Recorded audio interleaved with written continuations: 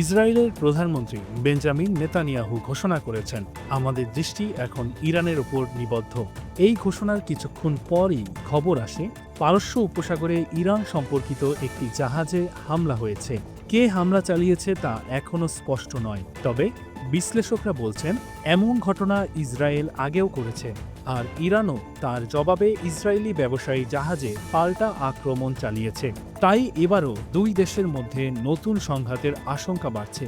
এই উত্তপ্ত পরিস্থিতির মধ্যেই আমেরিকার MQ-9 রিপার ড্রোন এলাকায় টহল দিচ্ছে, যা এক ধরনের স্পষ্ট বার্তা যুক্তরাষ্ট্র সরাসরি পরিস্থিতি পর্যবেক্ষণ করছে।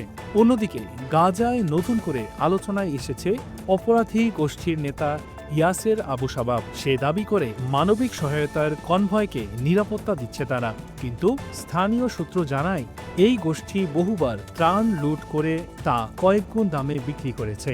আবু শাবাবের বিরুদ্ধে অভিযোগ রয়েছে মাদক ব্যবসা, সন্ত্রাসী গোষ্ঠী ISIS এর সঙ্গে যোগাযোগ এবং ইসরায়েলের কাছ থেকে সরাসরি অস্ত্র সহায়তা পাওয়া। হিব্রু গণমাধ্যম পর্যন্ত স্বীকার করেছে ইসরায়েল এই গ্যাংকে অস্ত্র দিয়েছে গাজার প্রতিরোধ বাহিনীর বিরুদ্ধে লড়াইয়ের জন্য। এখন যুদ্ধবিরতির পর হামাস এই প্রক্সি গোষ্ঠীগুলোকে এক এক করে নির্মূল করছে, যা ইসরায়েল ও আমেরিকার জন্য নতুন উদ্বেগের কারণ হয়ে দাঁড়িয়েছে।